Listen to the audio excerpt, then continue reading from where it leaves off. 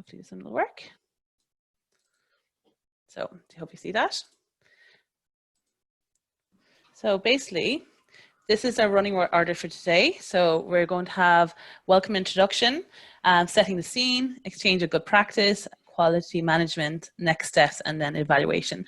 So basically, it is quite a tight time frame. We have an hour, so we have a lot of content to discuss in the hour, but hopefully we'll get through it. And if not, we will send on the slides afterwards to you, or we can stay behind for people to ask more questions. So who's here today? So it's me and my lovely colleague Suzanne is going to be hosting this meeting. So I'm the TCA Net Officer for Léargas. So basically I coordinate all the transnational trainings that happen in Ireland and also in Europe. So I send it to that. Obviously with the whole COVID crisis, my role has been a little bit changed at the moment. So I'm focusing more on the webinar content. So I've been coordinating the webinar Wednesdays for the last few weeks. Then Suzanne, my lovely colleague, coordinates the European Solidarity Corps and volunteering. And Suzanne's been working in this for the last 3 or 4 years as well. So, before we start, just let you know, there's a few housekeeping rules. So please mute your mic when not speaking. Feel free to jump in and ask questions throughout the presentation or wait till the end. We really want this to be a kind of non-formal way of engaging in discussion. So like if you have a question, don't feel shy to ask during it, or if you don't feel comfortable, just send it in the chat and we can respond that way as well. It's very much about peer-to-peer learning as well. So we ask people to kind of engage in that element as well. So we ask people to like jump in, share their experiences, and people will learn from each other. This is a cross-sectoral webinar. So we have people from a load of different fields here, from youth, civic society, we have people from schools, vet and adult ed here as well. So we have a lot of people with different experiences. So please jump in and share it. We'll also share all the presentation afterwards, and we'll record this webinar. So if you don't feel comfortable with your camera on, please just turn it off, because it will be recorded and shared for other training purposes also. So I'm going to start off with showing you a Padlet slide, if I can get it opened. So where are we? This is, we're kind of, yes, me and myself and Stan were talking about this yesterday, and we're trying to see how much has changed in for the last while. Like, I mean, for the last few months that we have seen a complete change in how we manage our roles and what it means, like what our organization's structure means and how we're looking. So I've done up a graph to show people a time frame of what we have been happening in the last few months. So if you look at it in January, very much COVID was happening in China. It was moving around, but we were very much spectators in this. So we were really seeing COVID as something that was outside our bubble. So we're saying, oh God, it wasn't that terrible that is happening, but not really seeing the full reality of the impact it's going to have on a global scale. Then we moved on to February, and the reality of the situation hits. So it starts moving into becoming a pandemic in Europe. So we're like, okay, maybe we need to start developing some mitigation policies to see what we can do. But I think we were quite blindsided in what we were trying to firefight at this stage. Then when we moved into March, and then lockdowns commenced. So we had an overturn of work culture, a very reactive phase to managing the pandemic, uncertainty regarding European projects and movements. So we really moved to this concept where people are like, oh, what does this mean for my European project? We can't do mobilities. We're very much, our European movement is gone. We're very much more siloed to our national, or 2 kilometers at this stage. So it was really, people start panicking in a crisis mode of what's happening and how is our culture being shaped, how is our organizations going to be shaped, and how is our projects being shaped because of this pandemic. Then we moved into April, so it started moving into shaping the face of European project management. So like I always hated this phrase when people are saying it, but this became our new normal, and people start looking at, okay, how do we adjust to this new pandemic? How do we adjust to this new reality? So we moved into like, and how to implement European projects with movement of people. So we really moved into the field of digitalization and new priorities of tasks. So like, people were looking at contact national agencies asking for extensions, or contacting, seeing what does this mean for my project. So very much was very reactive to what's happening at the moment. In May, I think we start becoming more embracive. So we start embracing and developing new pathways. So it was a phased roadmap for reopening developed, change of work culture becoming reality. So with the new phase and roadmap, we saw that, okay, this is actually going to be long-term, that this working from home, or this kind of new way of working, or interacting with each other is a new way. So like, people start looking, going, okay, what does this mean for my organization, and what does it mean for my project? So people kind of moved out from this kind of like reaction to a responding phase, and people start thinking, okay, what does this mean for me and my organization? In June, where we are now, so we still have that uncertainty of what's happening, what will happen in the future. I mean, I think people still think, is it going to be a second wave going to hit? Like, but there are realization that we need to move from reaction to action. And we have to become more innovation in our workplace, and how we're going to engage in European projects. So looking at the idea of blended mobilities, looking at the digital space to like implement projects as well. So this is where we are at now. And obviously this is very much an overview, it's very basic, but we have gone through a lot of trial and tribulations in the last few months. And that's why I kind of have said there, the motion of the ocean. Like, the ocean can be very calm some stages, and then it can be very turbulent as well. So this is what was been happening at right now. And in terms of next step as well, we're really at the stage now where we're trying to see, okay, how do we develop going forward? And what we really hope to get out of this webinar today is for people to think critically on how they can manage that, and what good quality projects look like in this kind of pre-COVID world and COVID world. So today we're really going to look at different approaches and how to manage it, what kind of quality you should look at when dealing with this pandemic. So I'll stop my screen for a minute.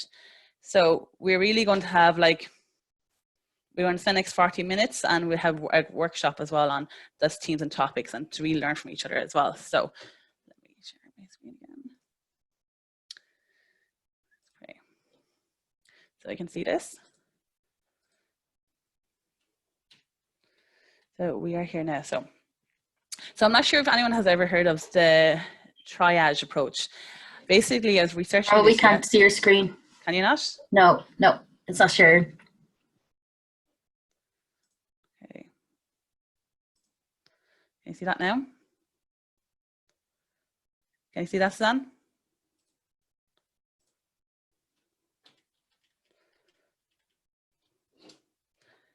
Suzanne, is that working? Yeah, that's good. Yep.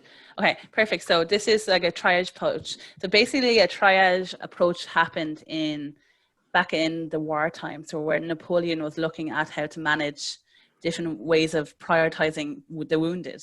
So it's quite a grim comparative, but they focused on like 3 different areas. So they had dangerously wounded, less dangerously wounded, and slightly wounded. So it was really about prioritization of tasks. And this can really be applied to you and your organization also.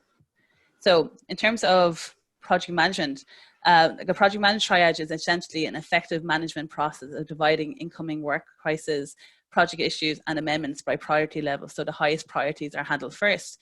Obviously, you've been doing this in your organization already. So you've been prioritizing what needs to be done for your project. You've been looking at project extensions. You've been looking at force majeure and all these elements in your project already. But it's also now thinking in going forward, what is our priority, and what is it that we need to manage to maintain a good quality project. So I have these kind of areas that, like, this kind of questions it'd be great for you to reflect on and think yourselves. So one of them is like, how do you apply a triage to your project? So create a list of all the tasks, amendments, strategic planning, and processes you have to implement, as well as the key assumptions you need to validate the strategic questions you need to answer. So you should really look at this in terms of your European project. If you don't have a European project, look at it in terms of your organizational structure as well. So for each of the items on your list, assign the items based on your priority by asking yourself, does it impact the project as a whole or only parts of it? Is the item critical? In other words, does it concern the short or long-term survival of your project? Is it critical to your project or partnership? Does it concern the entire project or only certain parts of it? So really to think about whether tasks can be completed using the standard procedures or processes of your project, or whether inquiry requires activities and initiatives outside your established processes due to COVID-19. So, I mean, obviously new processes have to be developed because of COVID-19, and you should really look at, well, okay, what have we done previously? Can we still apply this to our European project, or do we need to develop new processes going forward to manage and maintain the impact of COVID on our project or our organization? So, like, I mean, we obviously, national agencies are really here to support you as well. And the Commission have come up with a few responses to manage the impact of COVID on European projects. So, for example, force majeures can be applied for your participants. There have also been project extensions for European projects. So you can extend your project so mobilities can happen at a later time, or you can finalize your project longer. So there are also, I mean, the deadlines for applying for projects also have been extended as well, so that this is moved out. So look at our website for the new deadline dates.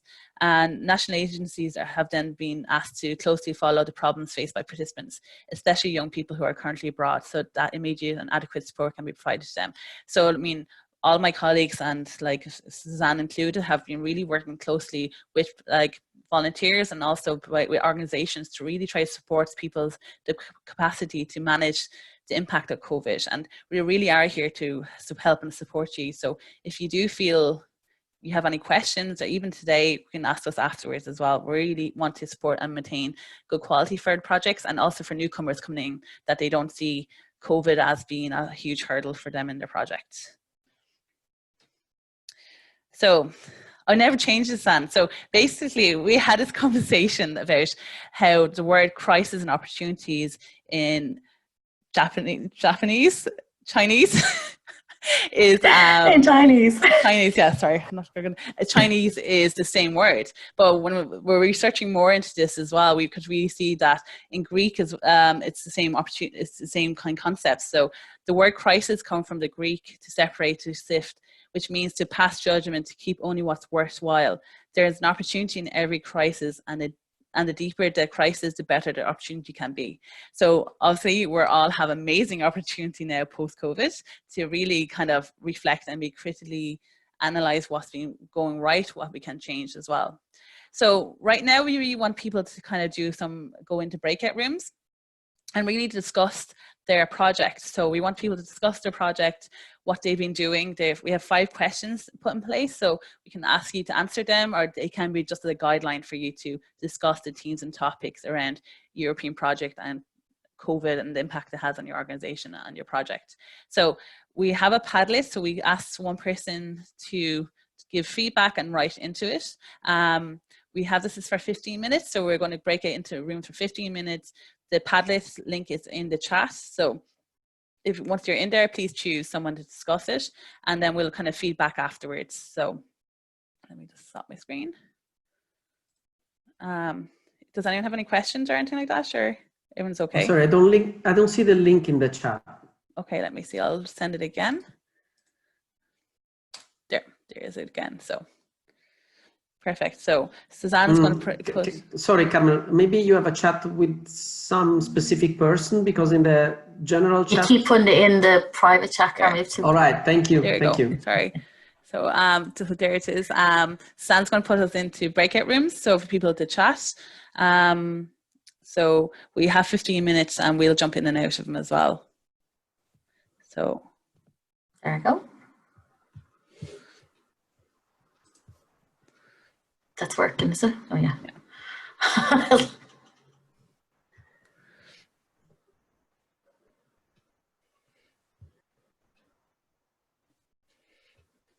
That worked. Oh yeah.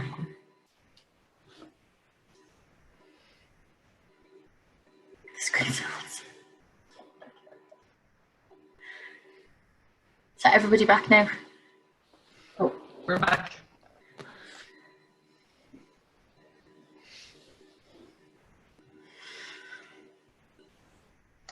That 15 minutes went very, very quickly. Very, very quickly. It's 15 minutes in the digital world. It's worth 5 in real life. No, flew by. Self-conscious of the, yeah. Okay. Okay, so I'll share the Padlet. Yep. So, great. So we asked if one person could be nominated. So if it's okay with you, I'm just going to ask the person that was nominated from room 1 maybe to feedback. That's the room I was in. It was very interesting. Was anybody? Was that the room, Suzanne, that we were in, that you shared your screen? Yeah, that was it. Is this the screen you shared? Yeah. We need yours. Yeah, can you see it? Yeah, it's the same screen. Yeah. Yeah, so it started. So I suppose it was starting from there, wasn't it? Adapting to the new platforms. Yeah. Yeah. So I suppose our highlights during the crisis was adapting to new platforms. You'll have to go up there, Suzanne. Well done, yeah.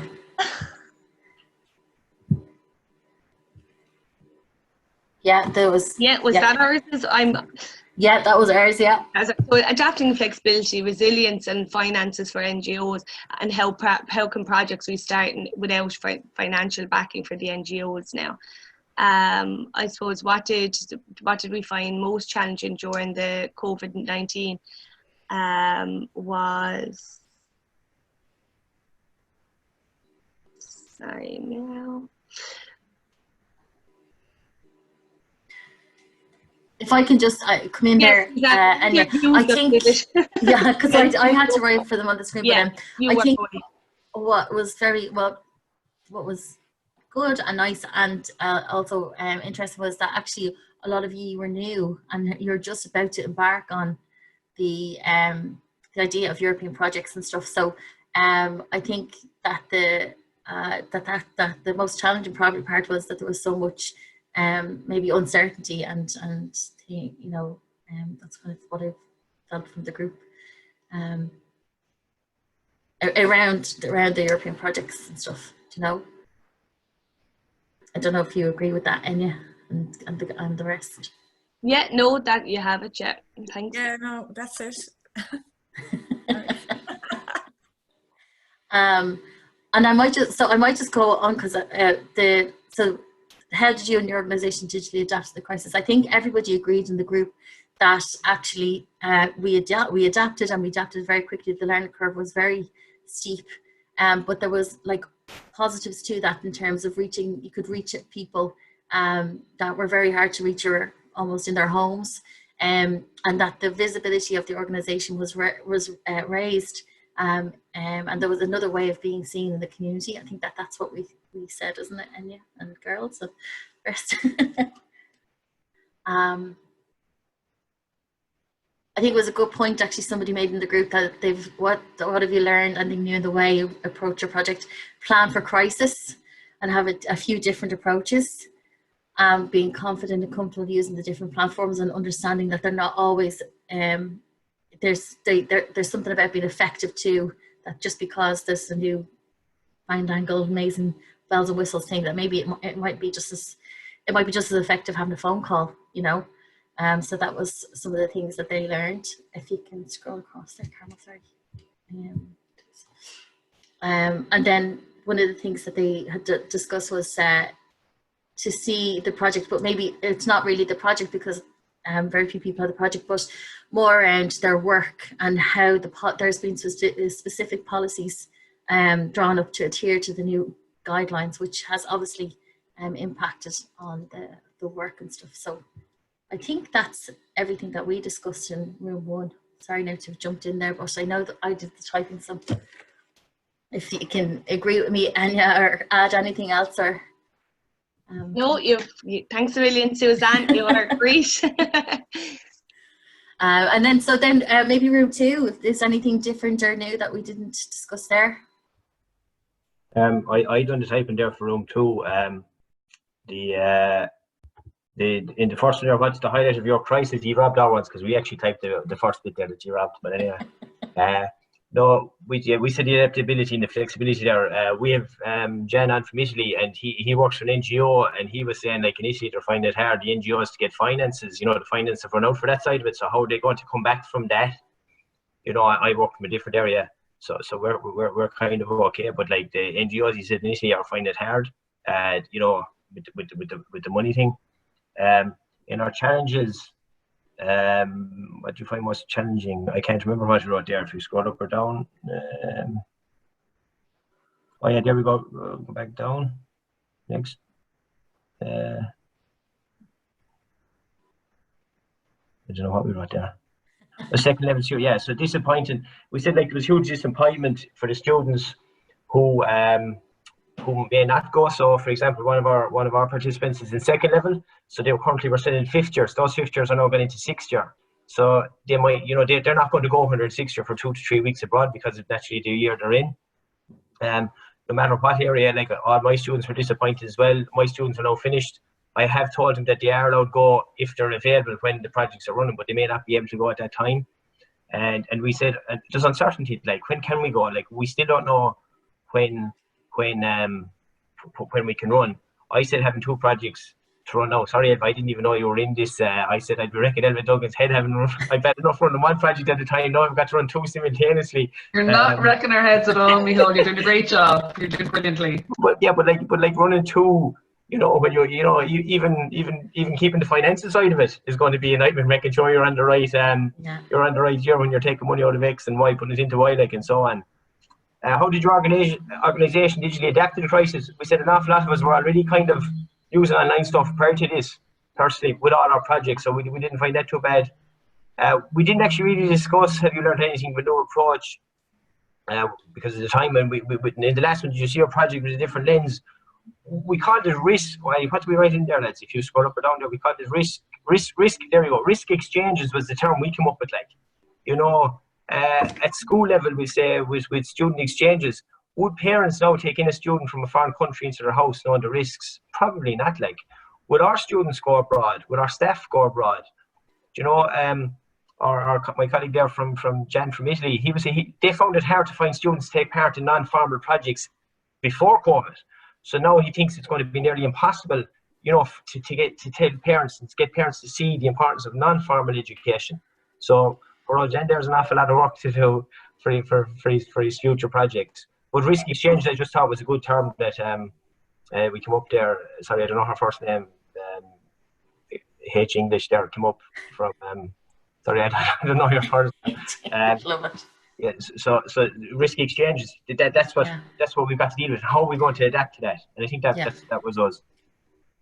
Brilliant, Micheál. That's really good. Sorry, John. It's okay. No, I just wanted to add. Unfortunately, it's not just going to be hard convincing parents, but as weird as it might sound, it's even convincing young people, young participants, that of the importance of spending some time abroad in something which is non-formal, so it's out of a common understanding of education and so on. Especially for the more engaging projects such as long-term volunteering projects, it's going to be very, very complicated to find people willing to take the risk of going 10 months, I don't know, in Armenia or whatever, or even just in France. Yeah, absolutely. And then just room 3 then. If there's anybody that was nominated from room 3. Room 3, that was us. So our group, we actually had a very creative group. So a lot of it was about the arts. We had music, theatre and circus. And I think we had an adult ed one in there towards the end as well. So we spoke, Carmel, would you mind moving the screen back over to or can I do that? No, Carmel. Move the screen over to that. Okay, so it's a highlight during the crisis. And I think what we spoke about is the huge generosity that was experienced. So in terms of sharing things, sharing knowledge, sharing tools, just sharing, and that very willingness and enthusiasm to share and to support each other. So hopefully that kind of represents what we were talking about there. And I suppose the realization that, you know, when we have to do something, we do. and when we have a challenge, we adapt, and we adapt very, very quickly, and we can do things in a different way. And this time it was out of necessity, but also there was a little bit of, in some ways there was a bit of time where you just had to think a little bit more, and you got that space to think creatively, and how you do things differently. Moving on to the next one, in terms of what did we find most challenging? Part of it was that it's the unknown, so not knowing how long things will go on for. So that was certainly at the beginning, and then as time developed, it's a lot of the work, like say particularly theatre, drama, music, circus, they're very hands-on. So how do you achieve those in a non-hands-on way? So digitally and looking at blended learning. But there were some really lovely solutions, like say from the theatre world, there's the example of how people were doing and filming things remotely and then putting it all together digitally. And I can't remember the term that was used. One of my fellow roommates might dip in and let me know what that was.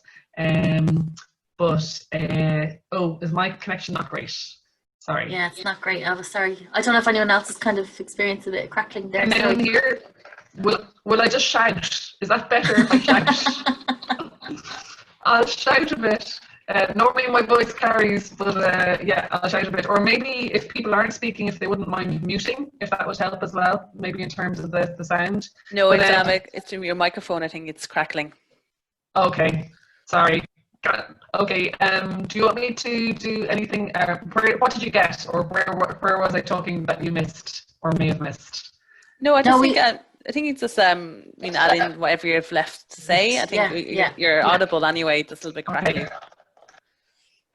Just about. I'm cracking up, Carmel. That's because I'm cracking up, you know. So sorry. So yeah, challenging was just the unknown in lots of ways, and just trying to overcome the challenges of doing things a bit differently. But we all said that we adapted quite quickly, and again that generosity came through, and that people were very generous in terms of sharing their knowledge. So then, how do we, in our organisation, digitally adapt to the crisis? There's a lot of blended learning, reference to blended learning.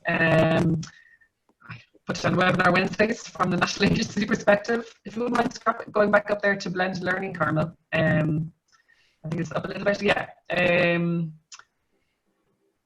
Okay, no, I don't think I made the point about it is very challenging for the blended learning, and it's hard to replace the mobilities with online learning, but there is a way around it. And while it might not be the optimum or the ideal, there's a way around it. Then by shifting to digital, what can be moved online? If you wouldn't mind scrolling down a bit there as well. But it's challenging and it's difficult, and for some projects it's not possible. For other projects it is, or that you can adapt and take part of it. And I think that was it. If anyone else in the group would like to dip in if I've missed anything out. Ladies, was that representing everything there? Or lastly, have we learned anything new in your approach? Yeah, we can do it when we have to. And I think that was one of the core things that came through, that there are ways of doing things. There's a lot more comfort about using different platforms that there may not have been there before. Would you mind scrolling down a bit, Carmel? I'm trying to refresh my brain just in those, so let me see. No, sorry, it's refreshing here. Oh, it's gone. Oh, sorry. I don't know what happened there, but it's gone. Okay. It's always the technology. It's always the technology. I think that was it. If anyone else in the who's in room 3, if they'd like to dip in and maybe add to that. Or if not, we can move on to the next part. I think we have a bit more to do. So. Yeah. Okay. Okay. Well, I suppose. Look, I think the thing is that if you can start the next thing, Carmel, and share your screen. But in the meantime, I suppose what we were when we were thinking about this webinar, what we wanted to do was to actually go through a little bit of a debrief. Say yes, there was a reaction phase. We had to do like a triage, identify who's the most wounded, and kind of deal with those priorities at that time. And that now we have a little bit of space to think about our quality project management, and that we don't want to lose the quality in our projects. And that sometimes that can happen when we're in that reactionary phase. So what I'm going to go through really very quickly now is looking at that kind of maintaining that quality in project management. So project management is the application of methodologies and tools in order to achieve the objectives of the project.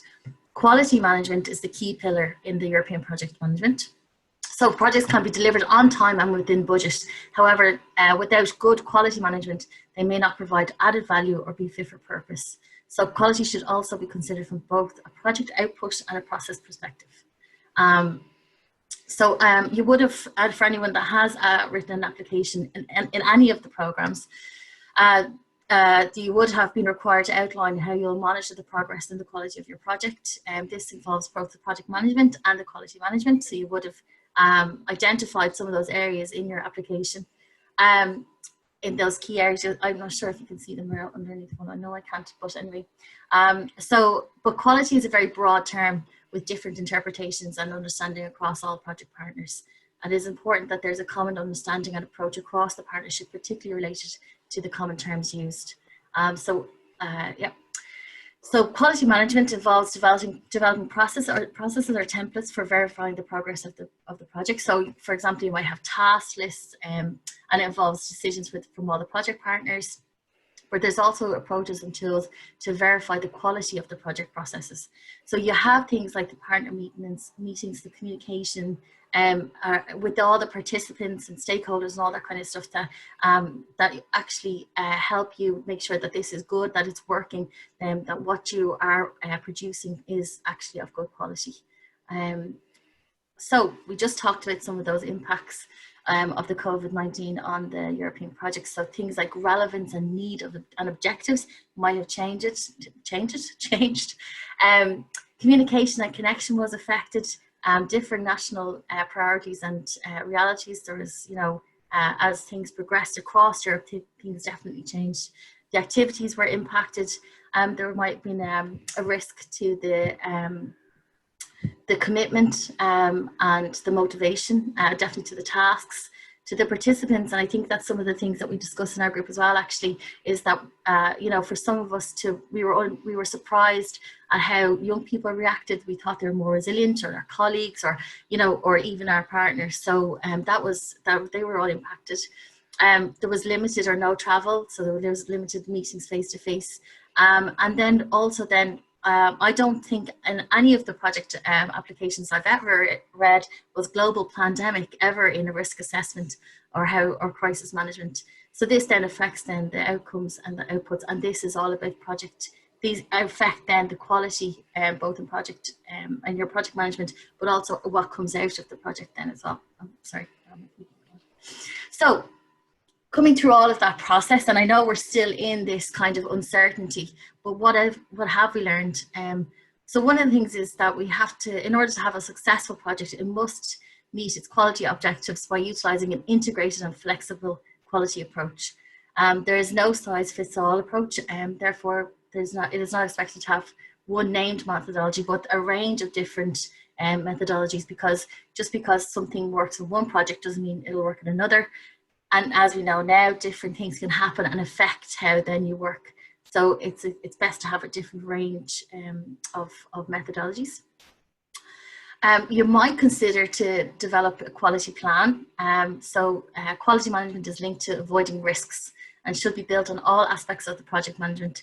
So it's crucial that quality management is a planned process to ensure that you meet our requirements of the programme with the national agencies, with the European Commission, with the participating organisations and other stakeholders. But also, if you want to have something that you're definitely proud of and that you definitely walk away and feel good about, it's definitely something that you want to have in your project. It's a responsibility of all partners, but it might be an idea to just assign that aspect to a specific partner, or maybe, you might have a small subgroup within your partnerships, and it'll keep that importance and that idea of quality on the agenda. Consider, you go back there. So consider how the partners will measure quality and what indicators will be used to monitor the project to measure the progress, to inform what adjustments need to be made, and to analyze the patterns. So, you know, this is an example of a quality plan that we have in one of our handbooks that we're going to definitely send the link to this resource to you that will help you create this idea of a quality plan. Sorry now, Carmen, if you can scroll on. So what we were thinking about is, like, if you're thinking about monitoring as a continuous action that reviews the activities and the progress of the project to ensure it's achieving the original aims and objectives. So what does that monitoring look like, especially in this now digital world? If you're going to use evaluation, if that's a periodic action that assesses the quality and effectiveness of the activities, outputs and outcomes, it can be measured using both quantitative and qualitative indicators. So, like, indicators are measures, both qualitative and quantitative, that allow you to track the progress towards achieving the changes you wish to achieve. So all of these things that you use anyway to measure, is it working, what's working, is it good, is it bad, what do we need to change? It's important to think about things, how you'll use these, or how they will look then in the digital world. So things like, you know, if it was things like, for example, a focus group, could you do that in a digital way? Could you move your questionnaires to SurveyMonkey and stuff like that? So it's about kind of all of those kind of things that you just discussed around the different platforms, and also kind of, you know, utilizing this now new learning that we have. So tips to consider then is to remember that this is a transnational team with limited face-to-face contact. Therefore, think about what will work virtually, and how often might be different from what you've thought about before in terms of meeting, in terms of selecting participants, recruitment, all that kind of stuff. Develop a common project language, as there is a varied understanding of terminology, and sometimes that can get lost. Even over Zoom, where you are seeing faces, it still can, you know, we rely obviously on body language, so it's really important to develop that language and communication. Consider the skills and the resources that the partners have and have access to.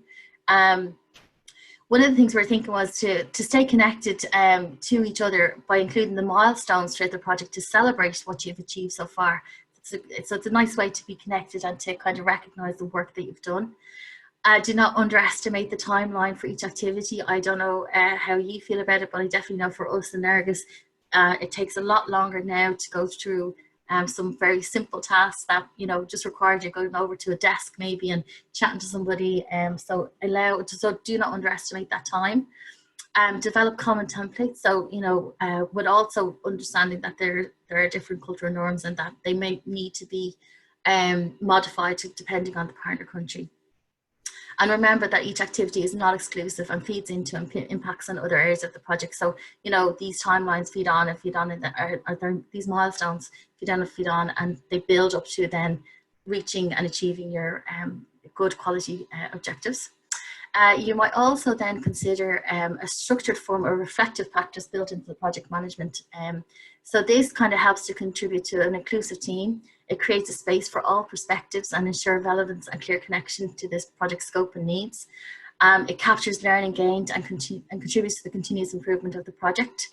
It also identifies if there's any gaps or anything that hasn't happened quickly and early on in the project, so that you can make some changes. And it also contributes to the development of creativity and innovation. And I think that's some of the stuff that we talked about earlier on, and we don't want to lose as we move into this new space. And I suppose then please don't forget that it's important to remain up to date with the developments and measures at the local, national, regional and European level during the life cycle of the project, and ensure these elements are built into the project in order to for the project to remain relevant and up to date when completed. And this will also then contribute to the sustainability. So it's important to know what the measures and guidelines are for yourselves and for the rest of your partnership. I feel like I've gone through that very quickly. I hope that wasn't too quick. I'm just so conscious of time. So, but just to say that we in Léargas have developed a handbook on good quality management. Obviously, we just had a few tweaks there, so but we'll definitely link you to that resource, and then obviously to this slides and stuff like that. But any questions?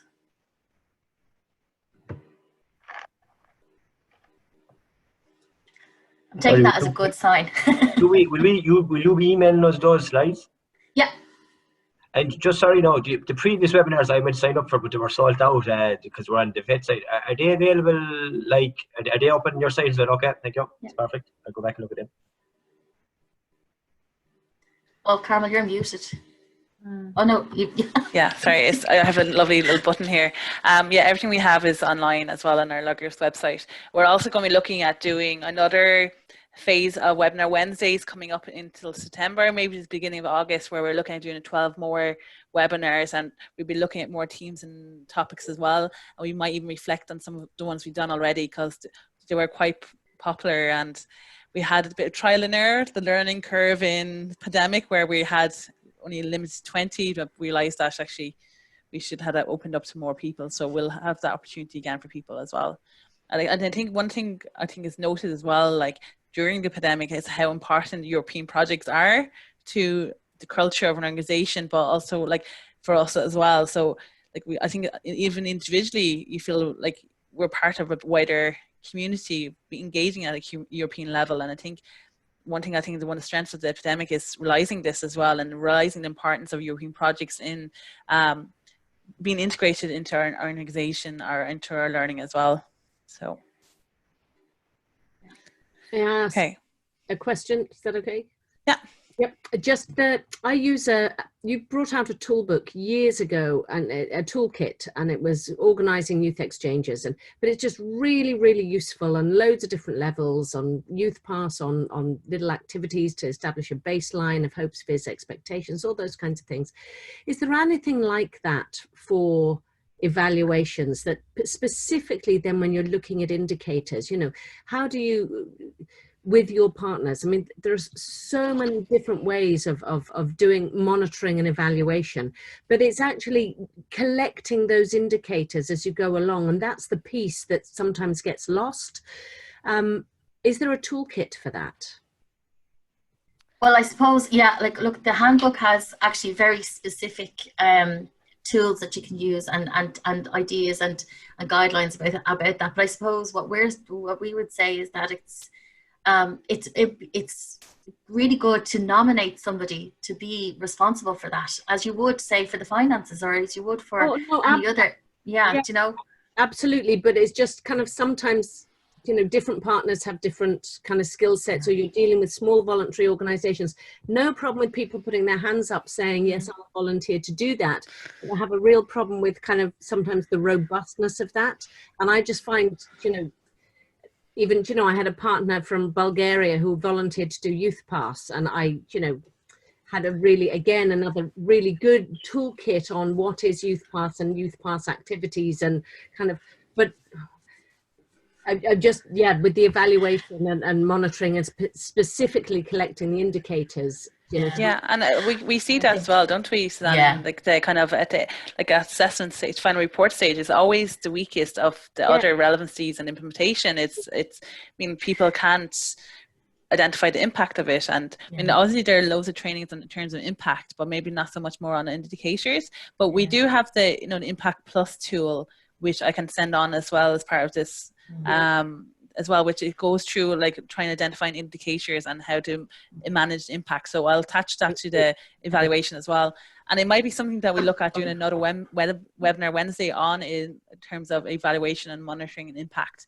And I also think that that's part of partnership though as well, Fiona, you know, and it is important to, you know, in terms of, you know, when you are sitting down and saying, okay, well, what is your capacity? You know, it's okay. And I understand, you know, people are very enthusiastic and want to be part of the program, but are part of the project. But if there's like a lack of resources, or they don't have the capacity, then it's, I think you're, you know, we have, in a partnership, you have to be honest about that, you know, and then or upskill or whatever, you know. So there's other options, I suppose, but it's just that is the other thing, the other side of partnership.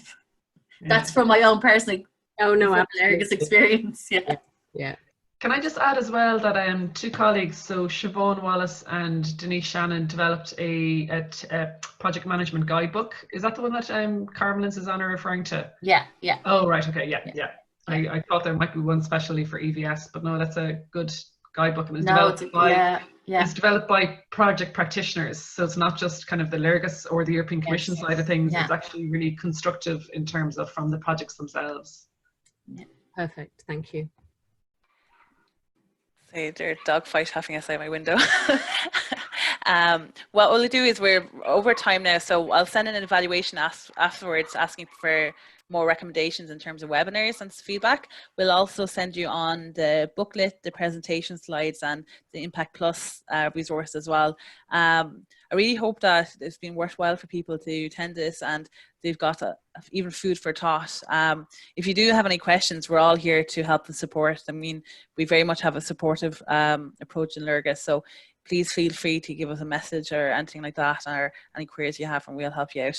So thanks so much. So if anyone wants, our next webinar is on next Wednesday. So it's on mental health and resilience during COVID as well. So if people want to link into that, please sign up. There are a few spaces left for that one as well. So hopefully we'll see you soon again anyway.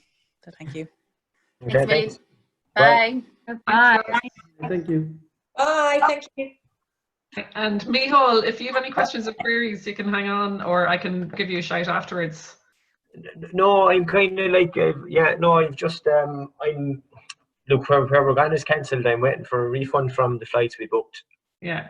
Well, I have a chat with you separately. Sorry, I know that there's other people on as well. I can give you a chat through Microsoft Teams or something like that if you want to have a chat about anything. How do we? I'll set up a meeting with you. Yeah. And I'll do it separately after this. I actually, I'm at work day